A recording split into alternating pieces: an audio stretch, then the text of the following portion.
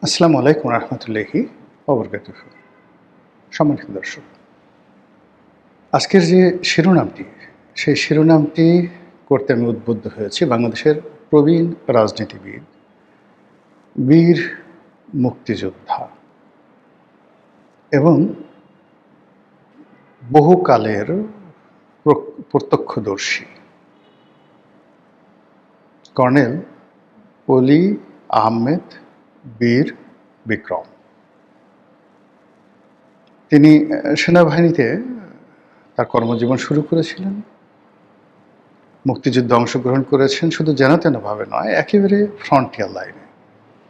তাই নিয়ে এবং তার যারা লোকজন সবাই বলার চেষ্টা করছেন যে উই রিভোল্ট, আমরা বিদ্রোহ করলাম। এই কথাটি প্রথম বলেছিলেন কর্নেল অলি এবং তিনি তার নিজের মুখে সেটা বলেছেন। তিনি জিয়াউর রহমান সাহেবের খুব ঘনিষ্ঠ ছিলেন এবং জিয়াউর রহমান সাহেব তাকে উস্তাদ ডাকতেন, শিক্ষক ডাকতেন, টিচার। তিনি তার মিলিটারি সেক্রেটারি ছিলেন, মন্ত্রী ছিলেন, সংসদ সদস্য ছিলেন।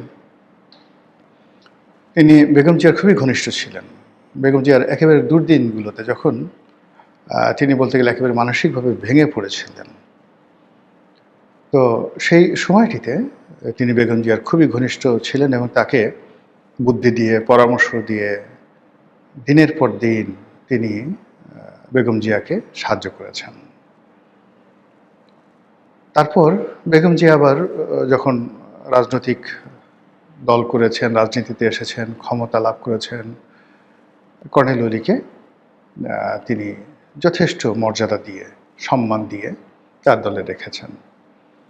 কর্নেল অলির সাথে মূলত সমস্যা হয়েছে তারেক রহমান সাহেবের হাওয়া ভবনের সঙ্গে।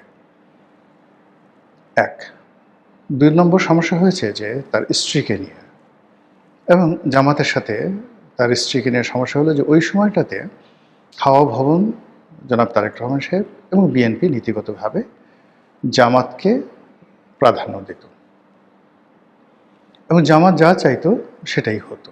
তো সেক্ষেত্রে যে চট্টগ্রামের একটি সংসদীয় আসন, সেই সংসদীয় আসনে কর্নেল অলি চাচ্ছিলেন যে তার স্ত্রীকে মনোনয়ন দেওয়া হোক।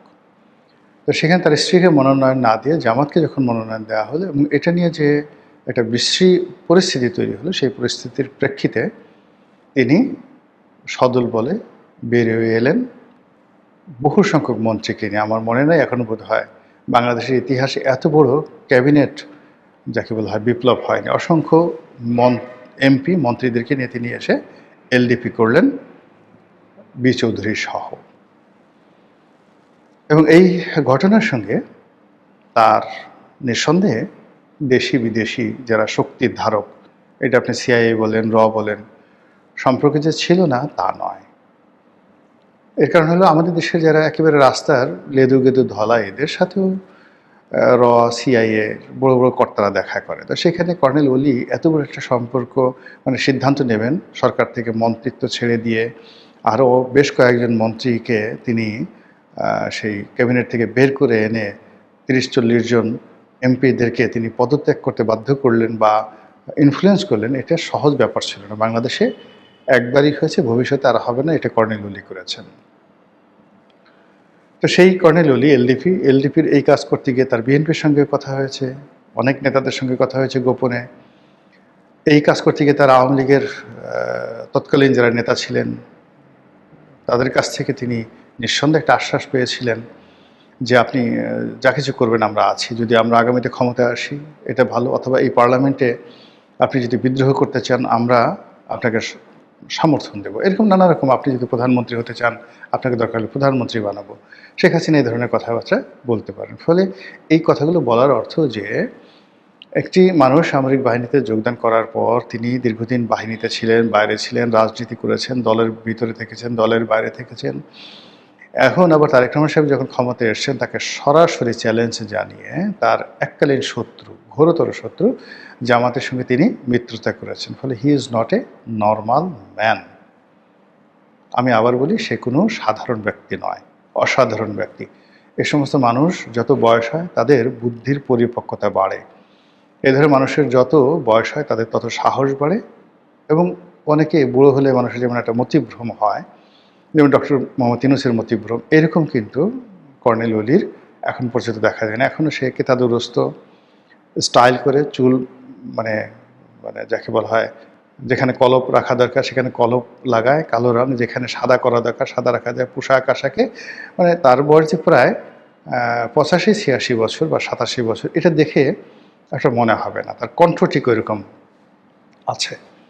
তো তিনি অতি সম্প্রতি যে বক্তব্য দিয়েছেন শেখ হাসিনা সম্পর্কে, সেই বক্তব্যের মুদ্রা কথা হলো শেখ হাসিনা ভারতের প্রশাসনকে বলেছে যে পশ্চিমবঙ্গে মুখ্যমন্ত্রী রূপে শুভেন্দুকে তার দরকার।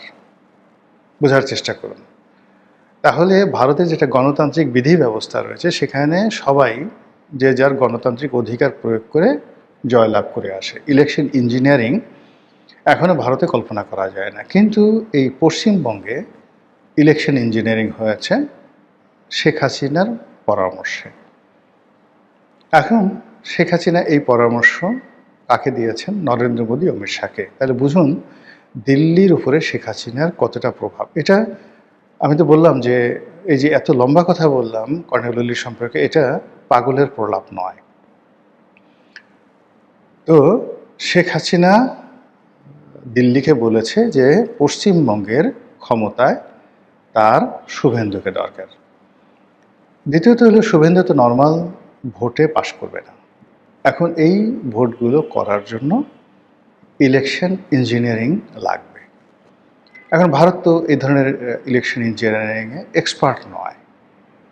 তাহলে কি হলো? শেখ হাসিনার যে সমস্ত লোকজন বাংলাদেশ থেকে এখন ভারতে আছেন, দিল্লিতে আছেন, কলকাতাতে আছেন, তাদের সঙ্গে ভারতের প্রশাসনের একটা সমঝোতা হয়েছে এবং সেই সমঝোতার ভিত্তিতে ইলেকশন ইঞ্জিনিয়ারিং করে তারপরে সেই পশ্চিমবঙ্গে শুভেন্দুকে ক্ষমতা আনা হয়েছে। এটা কর্নেল ওলি বলেছেন।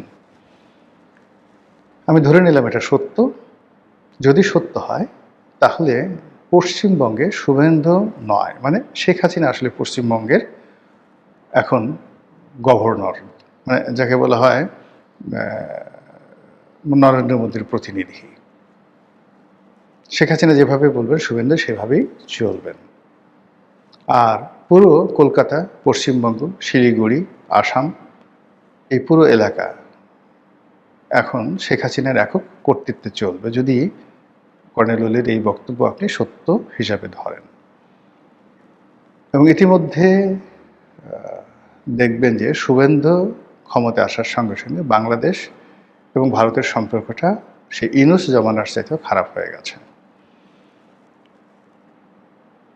চীনের সঙ্গে সম্পর্ক করার জন্য বাংলাদেশ পাগল হয়ে গেছে। আমেরিকার গ্রিন সিগন্যাল চাচ্ছে। আর অন্যদিকে সীমান্তে বেশ কয়েকটি হত্যাকাণ্ড ঘটে গেছে গত কয়েকদিনে পর পর।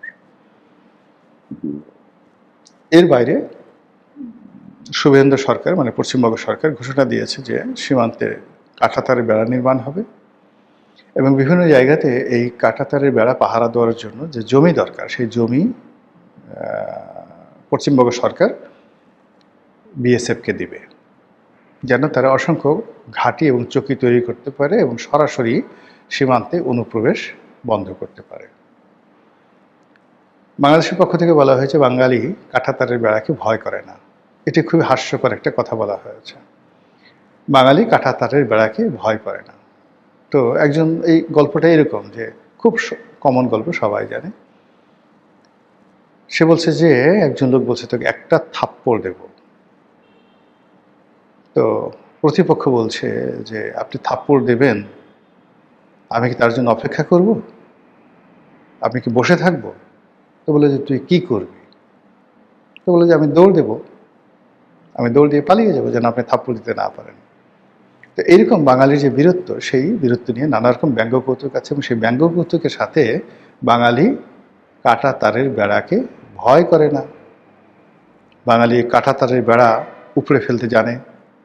বাঙালি ওই কাঁটাতারের বেড়ার নিচ দিয়ে সুড়ঙ্গ করে চলে যেতে পারে। বাঙালি শিশুরা ওই কাঁটাতারের বেড়া অতিক্রম করতে গিয়ে কাঁটাতারের বেড়ার সাথে আটকে যেতে পারে এবং বিএসএফের গুলিতে প্রাণ হারাতে পারে।